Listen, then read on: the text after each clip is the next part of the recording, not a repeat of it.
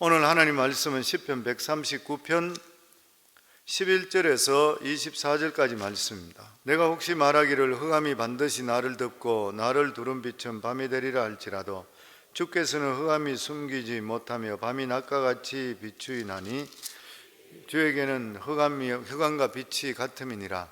주께서 내 내장을 지으시며 나의 모태에서 나를 만드셨나이다. 내가 주께 감사하오면 나를 지으심이 심히 기묘하심이라.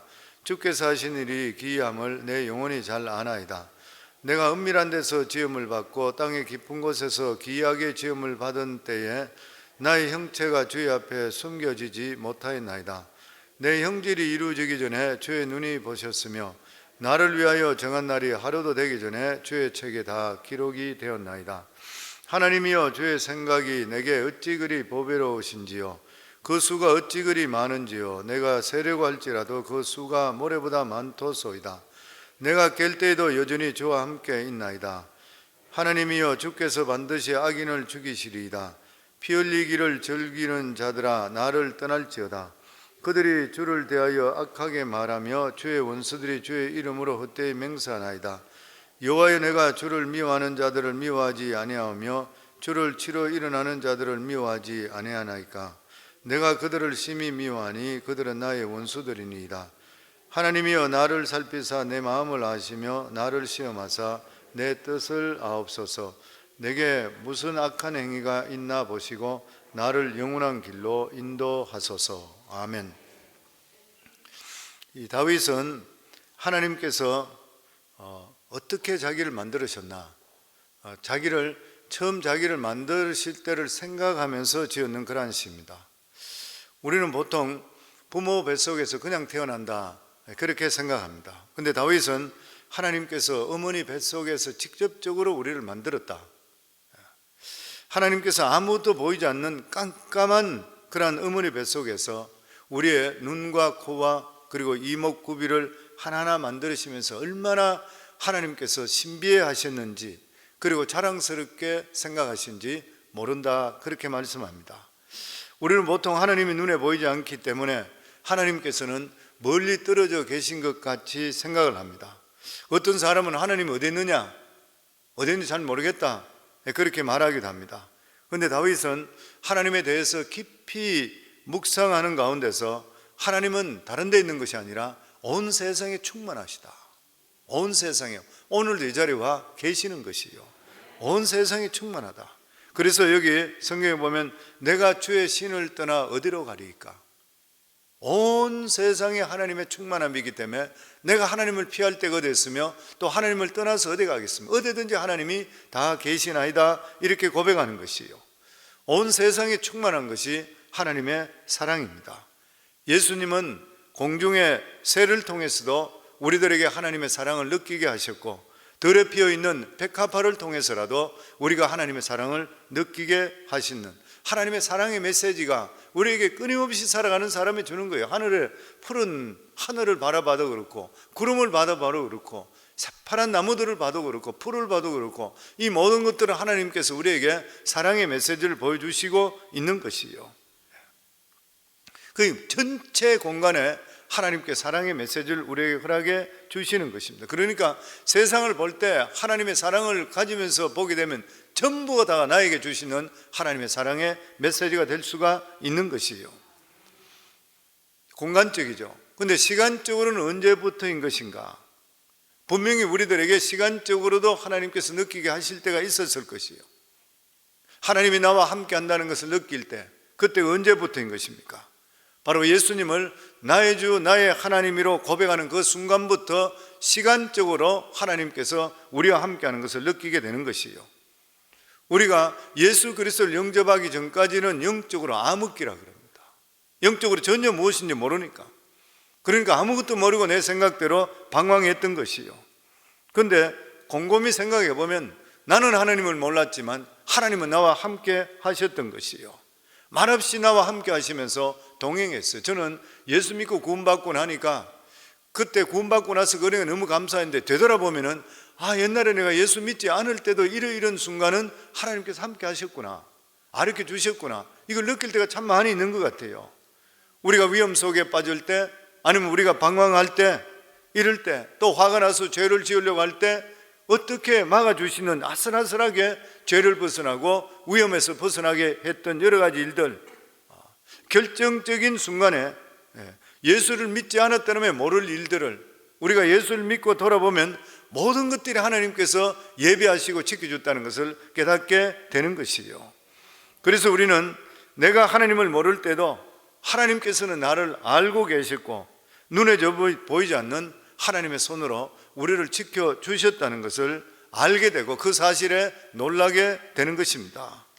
또 이것은 우리들에게 이런 것들을 보면서 느끼는 게 뭐냐면 우리에게 주시는 아주 놀라운 그런 약속이 될 수 있죠. 왜냐하면 우리가 하나님을 모르고 방황하는 가운데서도 실제적으로 하나님께서는 우리를 택하시고 우리를 지켜주셨는데, 이제는 예수 믿고 우리가 구원받고 하나님의 확실한 자녀 됐고 믿음으로 살아가려고 하는 이상 이것은 하나님의 말할 수 없는 은혜와 축복이 우리에게 반드시 주실 것이라는 그러한 약속을 우리가 받을 수 있게 된다고 하는 것이요. 그래서 성도님들, 옛날에도 하나님 지켜주셨는데 우리들 모태에서부터 택하시고 지켜주셨다면 이제 예수 믿고 은혜 속에 믿음으로 살려고 하면 더더욱이나 하나님께 축복해 주실 것을 우리가 믿음으로 확신하시기를 주의 이름으로 축원합니다. 아멘. 우리가 예수를 믿는 그러한 과정 속에서 우리가 예수 믿고 구원받은 건 너무나 감사한데 그런 과정 속에서 보면 어려운 일들 당할 때가 참으로 많이 있습니다. 우리가 믿음을 더하기 위해서 어떨 때는 건강을 다치기도 하고 사업에 곤란을 당하기도 하고 뭐 그렇잖아요. 어떤 분들은 사업을 완전히 망하는 바람에 그러고 나서 내가 인생 내가 이거 아무것도 아니구나, 내가 지금 버렸던 걸 다 잃었구나 이러면서 방황한 그 마음 속에 헤매다가 예수님 만나는 경우가 있잖아요. 병으로 고통당하면서 나는 소망이 없구나, 내가 병을 어떻게 할까 이러다가 하나님께 매달리다가 하나님 만나면서 치유 역사를 경험할 수가 있게 되는 것이잖아요. 그러니까 여러 가지 모양으로 보면은 하나님께서 우리 삶 속에 역사하고 계시는 것이요. 그리고 하나님께서는 우리 삶 속에 이러한 어려움이나 힘든 일, 그리고 중요한 것들, 내가 중요하다 생각하는 것을 빼앗아가지 않게 되시면은 우리가 기도의 사람이 안 됩니다.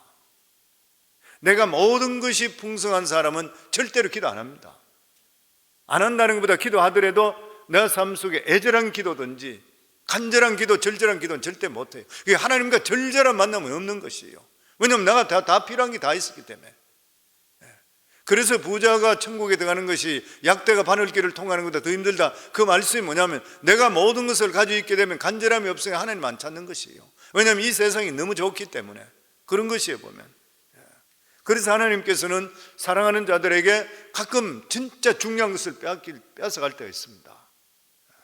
하나님께서 야곱과 씨름하다가 야곱의 환도표를 틈을 통해 도망가지 못하게 했을 때 비로소 그때 야곱이 하나님께 이제는 나는 죽겠습니다, 딴 방법이 없습니다, 이제는 몸도 병신되고 이제는 꼼짝 못합니다 이렇게 하나님께 매달릴 때 비로소 그때서 야곱을 보고 네가 하나님을 이긴 자라, 그래서 이스라엘이 되시고 이스라엘을 하시고 축복을 주셨는 것이요. 그렇기 때문에 우리도 지금까지 살아가는 때에 여러 가지 어려운 일이나 아니면 힘든 일, 내가 왜 그때 그런 시기였을까, 아니면 내가 왜 그런 환경에 태어났을까, 여러 가지 일들에 원망할 필요가 하나도 없는 것이요. 모든 일들이. 왜냐하면 아픈 과거가 있었기 때문에 내가 지금 하나님 앞에서 더 기도의 사람이 되었는 것이요. 그러면 도대체 하나님께서 언제부터 나를 알고 계시는 것인가? 우리 13절 말씀 같이 읽습니다. 주께서 내 내장을 지으시며 나의 모태에서 나를 만드셨나이다. 어머니 모태에서부터 하나님이 어떤 중요한 목적을 가지고 나를 만들었다는 것을 알 수 있게 되는 것이에요. 다윗만 이렇게 고백한 것이 아니라 신약의 바울도 부활하신 예수를 만나는 순간에 그렇게 고백했습니다.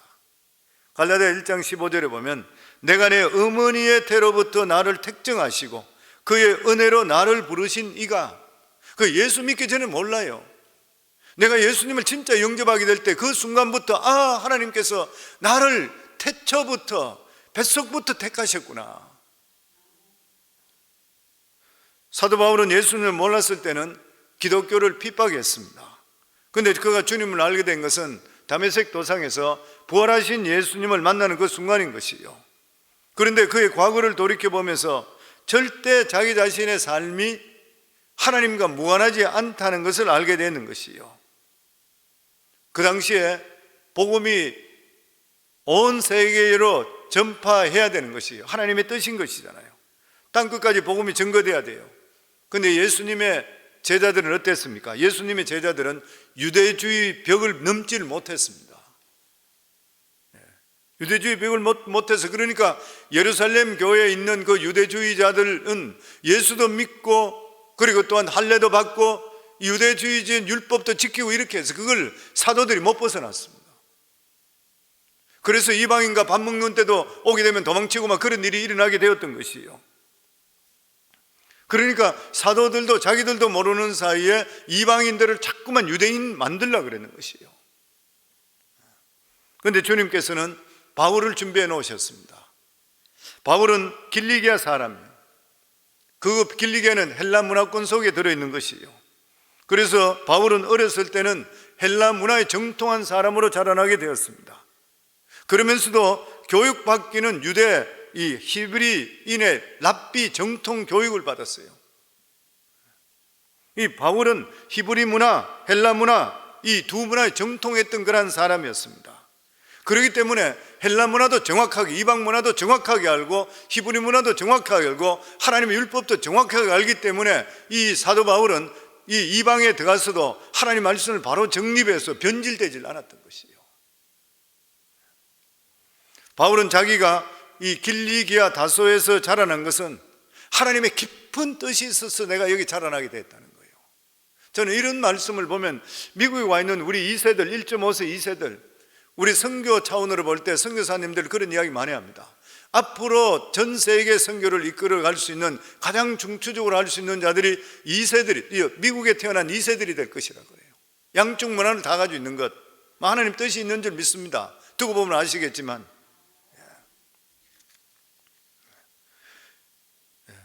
예전에 제가 평신도로 있을 때에 한국에 갔을 때 1984년도 언젠가 오래됐을 때요, 여의도 순복음교회 한번 간 적이 있어요. 여의도 순복음교회 갔는데 제가 아는 분 보고 여의도 순복음교회 어딘지 날 좀 데려봐 달라. 그 교회가 뭐 그렇게 크고 사람이 많다니까 그 한번 가서 설교도 한번 듣고 가고 싶다. 이렇게 해서 그분이 저를 태워서, 그분 예수 안 믿는 분이에요. 태워서 여의도 쪽을 갔는데 교회 가까이 가고 있는데 길에 막 사람이 인산인해로 가니까 이분이 여의도 무슨 행사 있나 그래. 이 사람 예수 안 믿는 사람입니까? 전부 여의도 순복음교회 교인들이고요. 그래서 여의도 순복음교회 가니까 뭐 이미 사람들 바깥에 기다리고 있고 못 들어간다 그러고 뭐 이렇게 너무 많아서 그래요. 그래서 제가 어떻게 들어가, 안 그러면 1시간 이상 또 기다려야 되니까 어떻게 갈 수 있는 방법이 없나 해서 제가 미국서 왔는데 예배 좀 드릴 수 없습니까? 그러니까 그러면 미국서 오셔서 들어오시라고 외국인석에다 앉혀주더라고. 그 외국인석에 앉아서 목사님 설교를 들었어요. 근데 그때 설교가 제가 지금도 기억나요. 왜냐하면 그 설교가 복음적인 설교, 이런 설교가 아니었어요. 뭐라고 그러냐면 그때가 한참 한국은 아직까지도 잘 살질 못하고 이랬기 때문에 일본의 하청을 받고 그렇게 살 때예요, 한국이. 근데 조영기 목사님이 설교하실 때 무슨 설교를 하시냐면 일본이 여러분들의 유모입니다. 대한민국의 유모라고. 일본이 잘 살아야 됩니다. 유모가 잘 살아야지 젖이 잘 나온다는 거예요. 나중에 가는 것 같으면 대한민국이 더 잘 삽니다. 그러면서 그 설교를 하는데 이 성경하고는 전혀 상관없이 말씀하는데 예언의 말씀식으로 이야기했는데 그게 몇십 년이 지나도 저는 안 잊어버려져요. 근데 실제로 보니까 그대로 이루어졌어요. 그 말씀이 그대로 이루어졌어 보면. 저도 앞으로 우리 2세들, 1.5세 2세들이 세계를 이끌어 나가는 역사가 몇십 년 후에 그대로 일어났으면 좋겠습니다. 다윗도 하나님께서 예비하신 것이 마찬가지잖아요. 다윗은 형제 많은 집에 8번째로 막내로 태어났던 것이에요. 그런데 우리가 잘 알고 있듯이 막내인데도 불구하고 가장 귀여움을 받아야 되는데도 불구하고 사무엘이 왔을 때에 기름 붓기 위해서 왔을 때 7명은 전부 사무엘 앞에 다 왔는데 이 막내 아들만은 목동으로 양치고 있었어요. 그러니까 이게 친아들인지 친아들보다 한 배에서 나은지 아닌지 잘 모르겠다 할 정도까지 가족들로부터 인정 못 받았던 거예요. 이 다윗이 인정을 별로 못 받았습니다. 그런데 다윗이 이렇게 목동으로 있을 때도 하나님이 주시는 교육이 있었어요. 왜냐하면 그때는 이 목동으로서 양을 치고 양을 지켜야 되기 때문에 야생동물들과 계속적으로 대하는 거예요. 양을 빼앗아 가려고 그러기 때문에. 그렇기 때문에 물맷돌을 그때부터 배우기 시작하는 거예요.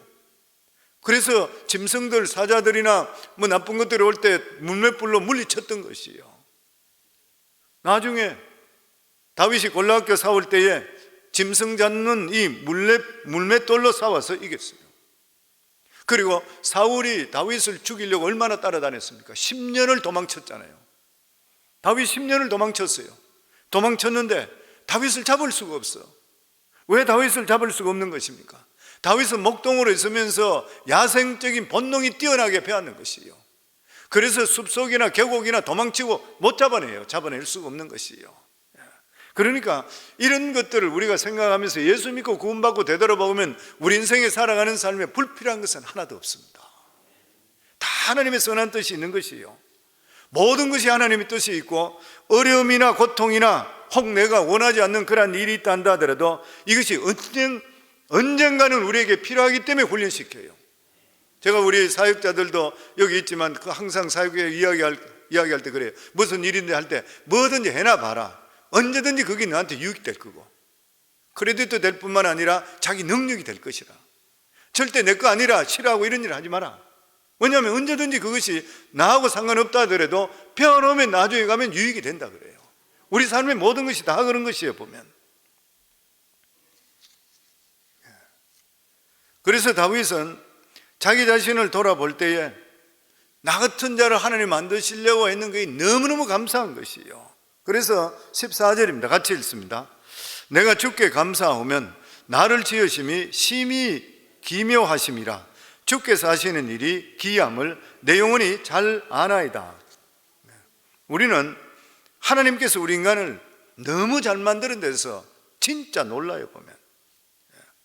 그래서 인간의 문제가 바로 여기 있습니다. 만약 하나님께서 우리를 개나 소나 만들듯이 만들어 놨다 그러면은 문제가 생길 일이 없어요. 개나 소는 무조건 순종해요. 말썽 일으킬 일이 없어요. 그런데 하나님께서는 진흙에 불과한 우리들을 하나님의 형상과 모양으로 만들어 버렸습니다. 그러니까 하나님과 거의 비슷한 수준으로 만들어 버렸던 것이에요. 그래서 사람은 생각하는 것이나 행동하는 것이 하나님의 수준에 가장 가까울 정도가 됐어요. 그런데 이것을 하나님 영광에 돌리는 데 사용하지 않게 되게 되고 자기 교만함을 내보내게 될 때, 이것을 나타내게 될 때 하나님의 귀정한 복을 다 잃어버리게 되는 거예요. 우리 인간은 하나님 안에서 하나님 앞에 겸손하고 하나님만 섬길 때 하나님이 주시는 진짜 평강과 기쁨이 오게 됐습니다. 우리 삶이 하나님께서 우리들에게 원하시는 딱 하나예요. 겸손함이죠. 하나님 앞에서 내 자신을 포기하고 하나님께 내 자신을 모든 걸 맡길 때 하나님께서 나의 부족함을 채워주시며 완전하게 만들어 주시는 것이요. 그리고 하나님께서 우리를 만드신데 우리들은 잠재력이 무궁무진한 것입니다. 우리 잠재력이, 그래서 뭐 그런 거 있잖아요. 공동묘지 가보면은 죽은 사람들 중에서 자기의 능력을 발휘하고 그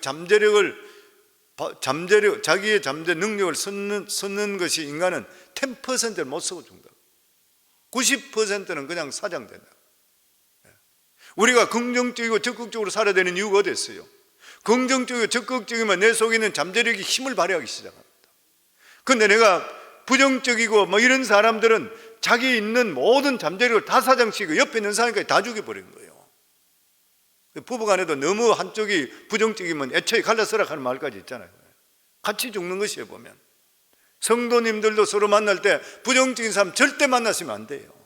내 있는 영역을 자꾸 빼앗겨요. 영성, 그래, 영역, 내가 가지고 있는 걸 자꾸 빼앗겨 버려요. 교회 와서도 말씀 들으라, 예배 드리라 이렇게 하는 이유가 어디 있어요? 목회자를 통해서 아니면 주위의 성도들을 통해 같이 기도하고 같이 말씀 들으며 나에게 영적으로 내가 도움을 받고 영역을 다할 수 있는 것이에요 보면. 셈을 얻으라는 것이죠. 우리가 하나님 앞에 제대로 사용될 수 있는 것은 성령 충만할 때입니다. 성령의 능력밖에 없는 것이에요. 우리가 성령 충만하게 될 때는 우리 속에 고장난 부분이 고쳐지기 시작하고 내가 가지고 있는 잠재력을 최대한도로 다 발휘할 수 있어요. 저는 경험해 봤습니다. 진짜 내 같은 별 볼 일 없는 자도 하나님의 능력으로 은혜로 충만하고 이래 되니까 말도 바뀌고 생각도 바뀌고 다 바뀌는 것이요. 뭐 그런 걸 경험해 봤어요. 15절에 16절입니다. 같이 읽습니다. 내가 은밀한 데서 지음을 받고 땅의 깊은 곳에서 기이하게 지음을 받을 때에 나의 형체가 주의 앞에 숨겨지지 못하였나이다. 내 형질이 이루어지기 전에 주의 눈이 보셨으며 나를 위하여 정한 날이 하루도 되기 전에 주의 책에 다 기록이 되었나이다. 하나님께서는 우리를 만드실 때 별 생각 없이 그냥 적당히 그냥 실수하듯이 절대 우리를 만드시지 않았다는 것이에요. 하나님께서는 내가 은밀한 데 만들고 땅의 깊은 데서 만들었다는 것은 내가 만들어지는 것을 아무도 몰랐는 것이에요. 주위 사람들은 누구도 몰랐고 중요하게 생각하지 않았는 것이에요. 오직 하나님께서는 우리 각자에게, 특별히 여기 지금 다윗이 지었으니까 다윗을 그 시대에 사용하기 위해서 하나님께서 그를 계획하시고 만드시고 실패하지 않는 작품으로 만들었다는 거예요. 그렇다면 우리들도 똑같아요. 우리가 믿음 안에 들어가시고 하나님만 바라보시고 내가 예수 정신, 믿음 정신, 신앙 정신 살아가시면 반드시 그 뜻을 우리들 통해서 나타내게 되어 있다고 하는 것이에요. 세월이 지나면 지날수록 하나님께서 우리에게 계획하신 그러한 뜻들이 우리를 통해서 나타날 줄을 믿습니다.